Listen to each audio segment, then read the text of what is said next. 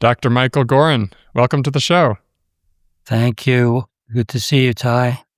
Yeah, so we were both on the scientific authorship for this recent release of the new Dietary Guidelines, and I'm really excited to talk to you because you led some of the most, I think, transformative parts of the guidelines. And those were 3 separate reviews. The first one was on highly processed foods, right? Second one was on whole grains, refined carbs, fiber, glycemic index, right? And then another one on added sugars, sugar-sweetened beverages, and juice. Yep. Which also included sweeteners. Non-caloric sweeteners. Yeah. Right? Mm-hmm. Right. Okay, so one of the, a lot of people are talking about these guidelines. One of the coolest things about them, and I think one of the most transformative, is really this focus on restricting and reducing highly processed foods specifically. Like we called those out. We actually say strong language around refined carbs and around added sugars. So can you walk us through, maybe starting with the sort of the conceptualizing what are highly processed foods in your definition? I know that NOVA is used, but there's also, I think, an inclusion of some refined flours and additives as well. So can you talk us through that review and what you did? Yeah, we used a technique called an umbrella review, which is it's a systematic approach to reviewing the meta-evidence. So we looked at the literature and pulled all of the previous meta-analysis and then applied rigorous systematic approaches to make generalized conclusions from all of the meta-analyses that have already been published. So this is a pretty standardized, rigorous methodology, and we also applied evidence grading tools that allow us to assign sort of a qualitative assignment of low, medium, or high grade evidence. That's the approach we used across all those reviews. Right. So we have an understanding of not just what do the findings say in terms of is there a risk or not, but sort of how, what level of quality is the evidence, so we know how much confidence we may have in those findings. Yes. Is that right? Correct. Yep. Okay. And so for the highly processed foods, and just, on definition, we used that term throughout.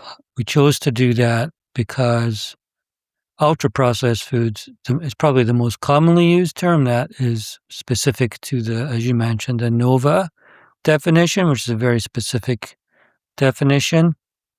Most studies in the literature do use that definition, but not all of them. We chose kind of to use something more general throughout, knowing that, recognizing, yes, we need a better universal definition of what makes processed foods more harmful. We didn't want to get into the debate of what's the best definition. So we used highly processed foods. It's a bit more generic, and yes, we do need a better definition. Currently, the state of the literature, though, is that most studies use the NOVA 4 definition, but not all. Can I ask a clarification? Okay, so from my understanding of NOVA, it does not, having refined carbs, so refined grains and added sugar alone do not necessarily classify as ultra-processed. Is that right? That is correct. Yeah. So from your review, I understand many of the studies, probably most of them, use NOVA, but I also know in the language there, we're also including these refined grains and added sugars as highly processed. So can you talk a little bit about that sort of distinction? Yeah, and that's really why we use the complementary approaches, right? For looking separately at added sugars and sugary beverages as a class by themselves, and a review by themselves, and also for whole grains versus refined grains. So we used those kind of approaches in parallel to kind of get at the general issue. And the findings are very consistent and very clear across those reviews. And I think that those findings that we'll get into in a minute, those are the strongest scientific findings, hopefully, that we can get agreement on, and they're all very actionable. Yeah. Okay. let's dig into the findings for each of the 3 reviews. So let's start with the highly processed foods. Can you tell us the general findings, the level of quality of the evidence, and what your general takeaway is from that? Yeah, so for each of these, we looked across a broad range of outcomes. Chronic disease risks such as obesity, type 2 diabetes, cardiovascular disease, fatty liver disease, but also other outcomes such as cognitive health, Alzheimer's disease, depression, and so on. So we looked pretty broadly at outcomes. And for highly processed foods, the findings are pretty clear. I'll just focus on the high evidence and the medium evidence. But the bottom line is there's no protective effects of eating highly processed foods. There's no study that shows they're good for health. All findings show adverse effects, right? And it's just a question of defining, well, what is the exact level of risk, and is it low, medium, or high quality evidence? It's very consistent. But for highly processed foods, higher levels of intake were associated with increased risk of type 2 diabetes and dementia, with high quality evidence, and with all-cause mortality and cardiovascular disease with moderate certainty of evidence. The other outcomes were also significant, but with lower quality of evidence. Low quality of evidence is still evidence, it's just lower quality. But those are the high certainty evidence, which are pretty significant outcomes: type 2 diabetes, dementia, all-cause mortality, and cardiovascular disease. Okay. Those are a lot of outcomes that we should all want to avoid, obviously death and then other chronic diseases. So yes. It seems very aligned with sort of our understanding of nutrition science, and I think the vast array of these observational studies looking at the correlations with these foods, and then, of course, some of the more randomized controlled trials. Can you tell us anything about the randomized trials? Were those included? Any of the studies on sort of excess calorie intake and weight gain? There's not a lot of trials not on processed foods.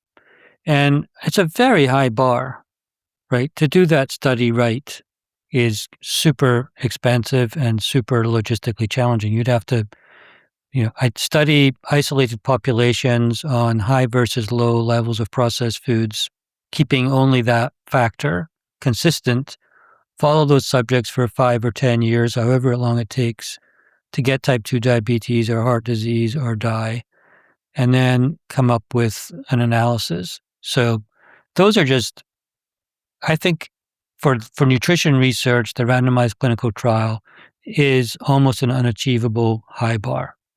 Instead of that, we look at the consistency of findings.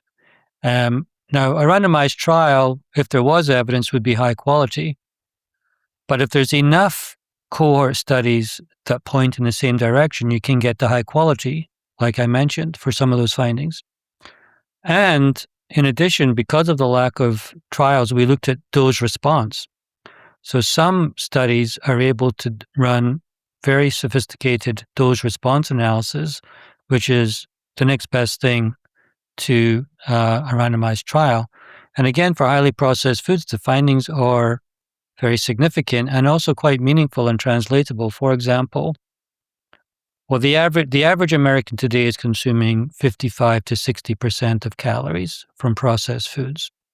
But the findings show that if we were to reduce that by 10%, even just 10%, go from 50% of calories to 40% of calories, you can reduce diabetes risk by 14%.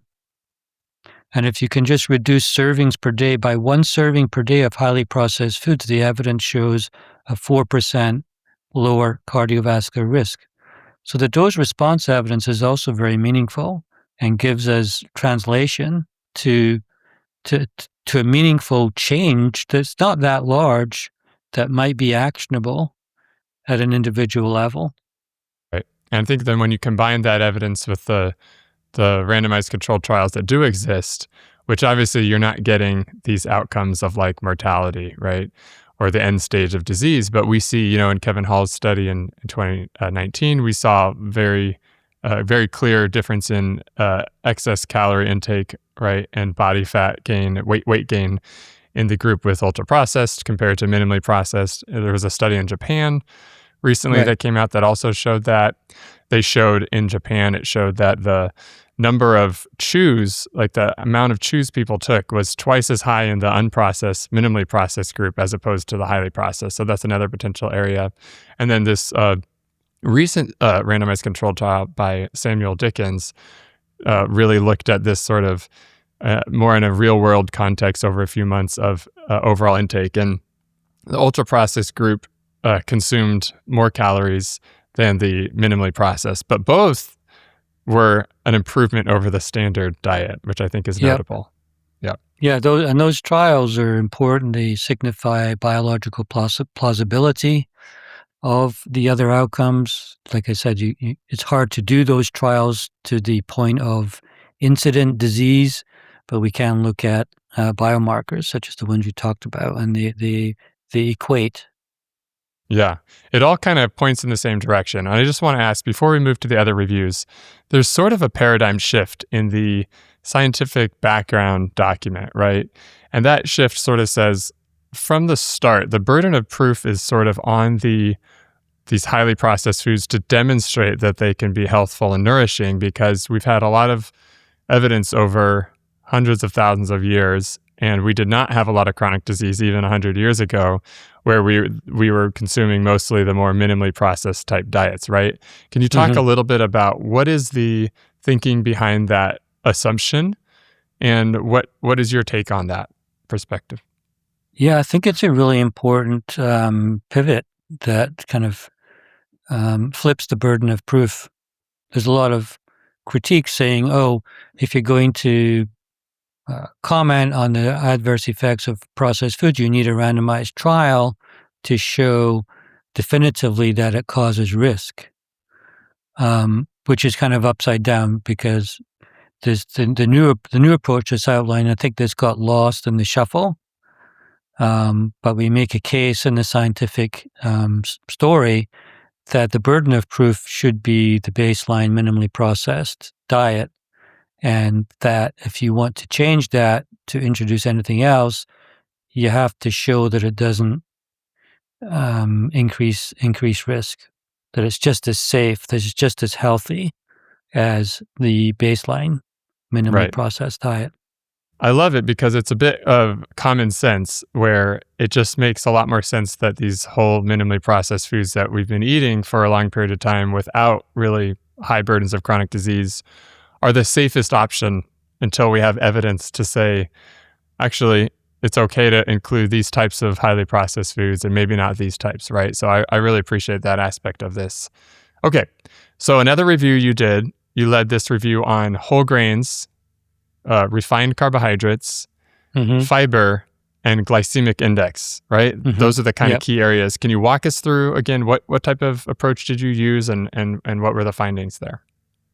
Yeah, very similar approach to the other studies. We had a defined search strategy to pull out all of the published meta-analysis on that topic, and then extracted all the data and applied this rigorous approach. We evaluated each of those meta-analyses for quality and assigned an overall evidence certainty score to the final result. We had to do this for each of those outcomes you mentioned: whole grains, refined grains, fiber, and glycemic index. And I think this is interesting because I would argue that one of the biggest nutrition gaps we have currently is lack of whole grain consumption, more focus on refined grain consumption, and a big gap in fiber consumption, often overlooked as an important nutrient. And by far the clearest evidence was for whole grain. So for each of these analyses, the way it works is you look at higher versus lower consumption. So typically the analysis would look at let's say the highest quartile versus the lowest quartile of whole grain intake, and study a cohort over time, let's say 10 years, and look at incident outcome of type 2 diabetes, cardiovascular disease, or each of the different outcomes, and then compare the risk of that outcome in the higher versus the lower consumers. That's the approach we used across these different reviews. And for whole grains, again, a lot of different findings, but I'll just focus on the high certainty and the medium certainty evidence for now. Higher whole grain intake was associated with lower risk of all-cause mortality and lower risk of cardiovascular disease. So risk improvement, high certainty of evidence for both all-cause mortality and cardiovascular disease with higher levels of whole grain intake. Similar story for higher fiber intake associated with lower all-cause mortality and also lower risk of type 2 diabetes, those with moderate certainty of evidence. Whole lot of other findings at lower quality of evidence, but the overall message is pretty clear. Universal improvement in risk with whole grain versus refined grain intake. And I think it's really interesting to highlight in the US, I think it's something around 87% of grains are refined grains that are consumed, right? So Right. the vast majority of the grains being consumed are refined. And so that's what I was really excited to see, that emphasis on whole grains and really limiting refined grains as much as possible. Yeah, and again, pretty clear dose response evidence as well, just like for processed foods. And some of the studies are trials for whole grains, but in terms of the dose response,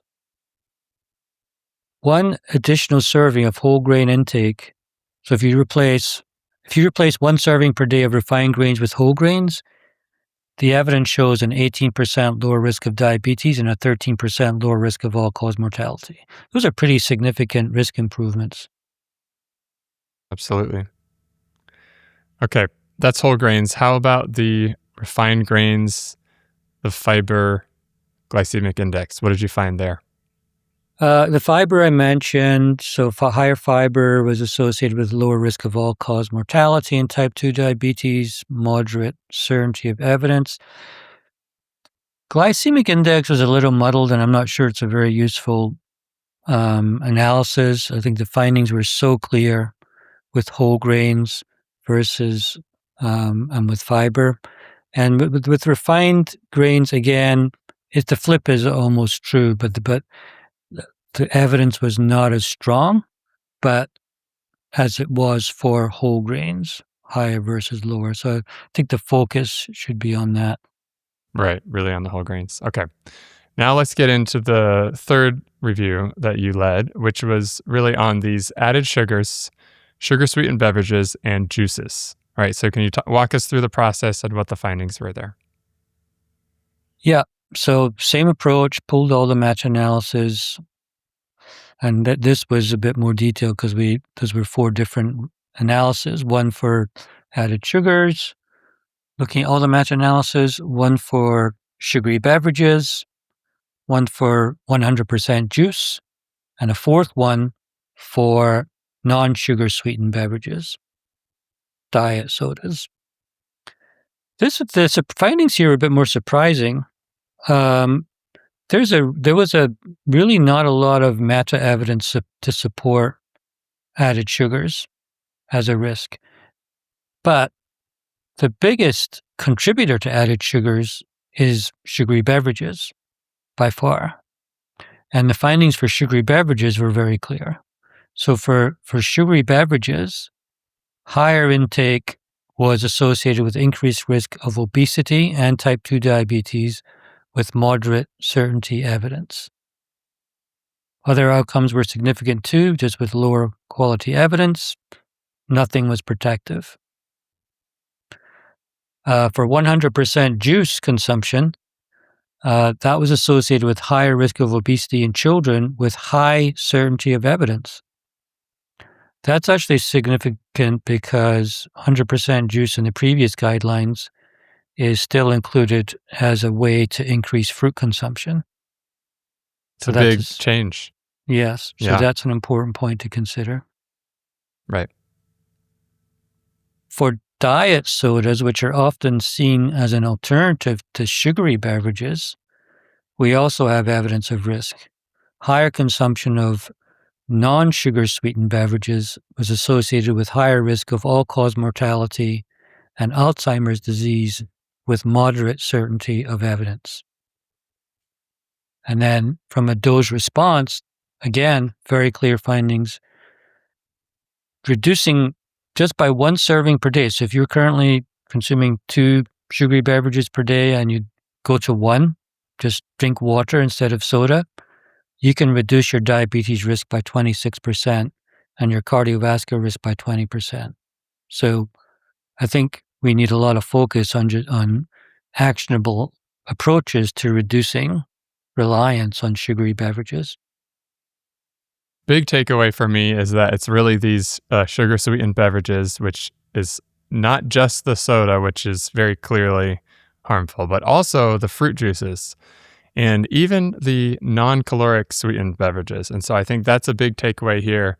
The added sugars, sort of the liquid sugar drinks, are the most harmful and require the most caution. And you can see that kind of reflected in the guidelines where there was very clear language about that, right? I want to talk a little bit about the guidelines themselves, right? That 10-page document. Some people have sort of commented on the amount of added sugars allowed for children for certain ages, maybe in the 5 to 9 age group, right? And if you didn't see super strong evidence for the added sugar amount, can you talk us through your view on the recommendation to have no amount of added sugar? Do you think that that's just a general principle in terms of that's obviously the best sort of lowest risk option is to have none? Yeah, I'm not sure I fully align with that recommendation, just because I don't really think it's practical or sustainable. Like the previous guidelines said to avoid all added sugars until 2 years of age. I think that's probably doable. To take that up to 10 years of age, I think is just, we're denying kids birthday cake and we're denying kids. There's a lot of fun and celebration and culture around added sugars. And I think that's not a fight that's worth fighting. Certainly, we need to reduce added sugars, but the big way we can reduce that is through the liquid sweetness. So if the recommendation had been avoid sugary beverages until 10 years of age, I think that would have been very actionable and defendable. That's what I'd like to see more focus on, and I think would be something that would be very beneficial. Okay. I appreciate that. I think I have the same perspective. I have 2 girls, 8 and 5. They're right in that age group, right? And I can't really imagine anyone ever really adhering 100% to that sort of no added sugars. I think that what it would be nice to see is sort of what is the evidence in terms of some sort of amount that should be targeted. Like maybe it's some sort of more reasonable, feasible sort of action. But from what I'm hearing, the primary emphasis is that if we can really be careful to limit those sugar sweetened beverages, the fruit juices, the juice boxes, the Capri Sun, right? The apple juice, the orange juice, even those, which I think for a long time have sort of, the fruit juices have had this health halo where it's been, the guidelines have not really been strong against that. And I think your evidence very clearly showed that there's a risk there too. And so I think if for anyone with kids, if you kind of get the general message of the guidelines is prioritizing these obviously minimally processed whole foods, you don't want a lot of added sugar. But primarily really with the sugar thing, we're worried about these liquid sugars. So I would just say, and liquid sweetness, because we're including diet drinks in there too, and don't forget sports drinks, which are very prevalent and common now among school sports and school activities, right? And also energy drinks for among teenagers, very very common, unfortunately, loaded with sugars and sweetness. So I think that should be an important focus going forward. I think in the school meals, the shift from the sweetened milks, like the chocolate milk, to regular milk would be a big win there too. Because I think that's another way that people get those added sugars. And, Yep. if you have a hot chocolate or if you have a chai tea or something, I think that there's a lot of ways that kids get those liquid sugars. So For I would sure. just say, general message, like if there's a little bit of added sugars to let's say it's a granola or something, it's not as big of a concern really as compared to those liquid calories. So if you're really looking for the most practical ways as a parent to help protect your kids, it's really focusing on those sugar sweetened beverages, right? For sure. Yeah. And if juice is still something that your kids want, and you can dilute them, because it's also, as much about the concentration of the sweetness. So that's also, money saving too. You can have your juice go twice as far. You can just dilute it. Yeah, maybe you sort of wean them off. You start cutting Yeah. the juice a little more, little by little, until you get down to lower and lower amounts of juice. Yeah, and we talk a lot about that in my book Sugar Proof. We have different strategies for exactly doing what you're saying for weaning off sweetness, because you can train the brain to crave less sweetness. Right. I think that's a good, hopeful message, because I think a lot of people feel like, how am I ever going to make this change? Or if it's with a child, sort of, well, they're used to these foods at school, and then when they come home, how am I supposed to really feed them healthy foods if they've been getting all these super sugary foods and drinks? And I've noticed in my own life and in my kids' lives, they can quickly have their sort of palate adjust. They can quickly sort of go back to the sort of more wholesome, nourishing type foods. And I can do that myself because, I'll go on a trip and I'll be having a lot more sort of treats and desserts and maybe sweets. And when I come back home, I can feel like I'm craving that, but it only a few days, and I can get right back into sort of my normal healthy routine. And I think that that's important. Like, you're not stuck, right? We're not stuck in the current diet that we're eating. Yeah, I mean, our experience is the first day or two, with families can be rough, and that could be just eliminating sugary beverages, or it could be switching from a peanut butter with added sugar to a peanut butter without added sugar. Yeah, you're going to get complaints for the first day or two. I want my other peanut butter that I love, and it's loaded with added sugar. But after a day or two, they'll be fine with the regular peanut butter without added sugar. And that's where you can also make a lot of gains, is just, look at all these regular everyday products. Most of them have added sugars: peanut butters, yogurts, salad dressings, Ketchup. Ketchup's a big one. Yeah. We need to get people moving away from those towards less ingredients, less sugars. Yeah, and I noticed that there's actually a lot more flavor when you have lower sugar amounts in some of these products. And it's sort of like, I appreciate the flavor in those foods. When you're used to having the low sugar, the no sugar, and then I go and have like a regular packet of ketchup somewhere, it's like a shock to my palate. I'm like, what is this? What is this that I'm eating? Right? So I think we get desensitized to this sugar everywhere in our food environment. I think it's, my take on it is a little desensitization, but the sugar taste receptors are so powerful and dominant. Once you get a sugar hit, it overwhelms all of the other taste preferences. Yeah. And once you take that away, your other taste receptors can recognize the other tastes. And it's absolutely true. We've seen this working with families, that once you take sugar and sweetness out of the equation or dial it down, you can appreciate the other flavors much more clearly. Awesome. It's good to have hope and realize that there's actually practical ways to get from where we are as a nation, which is in a really sort of bad place with our diets, to where we want to be, right? It's not impossible, even though it can feel overwhelming at times. Yep. So I just wanted to leave final opportunity here. Do you have any sort of guidance or perspective that you want to just sort of share with everyone on these guidelines and this particular topic around the highly processed foods, the refined carbs? Maybe it's about any policy next steps. What would you like to see? Do you have any final words for us? Yeah, I think like we talked about, I mean, the evidence is very clear. It's actionable both policy level and individual level. Policy may take a while. Individual, you can start right now. Love to see school meal policies. If school meals followed these new guidelines, there would be huge overhaul, and we're beginning to see that already in some cases, like removal of flavored milks, for example.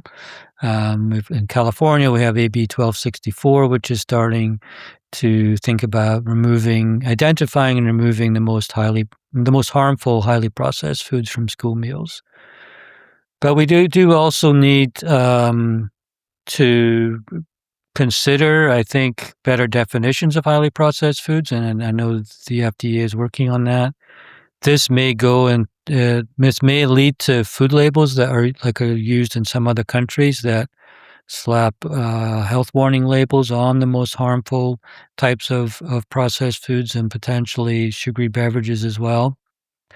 And I think affordability and accessibility is a big issue. Brooke Rollins talked about this last week at the launch. I think the USDA is looking at different ways to make healthier options more affordable, or at least identify what those more affordable options might be.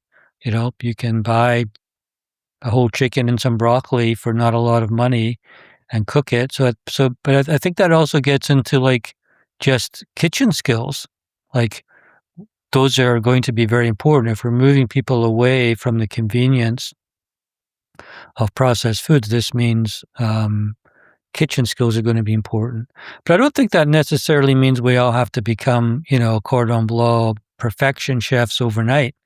I think there's an element of this under what I would call kitchen processing.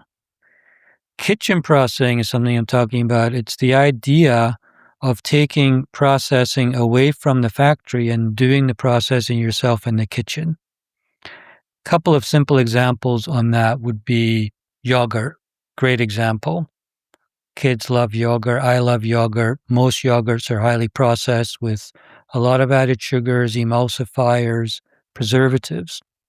But you can buy a very cheap, basic 2-ingredient yogurt with milk or non-milk alternatives if that's what you prefer, and the cultures. And you can do the processing in the kitchen. Add a little bit of honey if you like, add a little bit of maple syrup, add a little bit of whole fruit or chopped fruit or fruit compote. That's kitchen processing, right? We're taking the agency of taste adjustment away from factories, and we're doing it in the kitchen. You can apply that to different types of foods. You can make a very simple salad dressing at home instead of buying a bottled dressing full of added sugars and other compounds. So I mean, those are the things that come to mind. We're waiting for big action at the policy level, but there's also a lot of individual action that you can take that doesn't necessarily require you having to become an overnight perfect cordon bleu chef. Just small adjustments in the kitchen. I love that. Okay, thank you so much. Super insightful. So Dr. Michael Goran, thank you so much for taking the time to speak with me. Thank you, Ty. Thank you very much for all you're doing and getting the word out.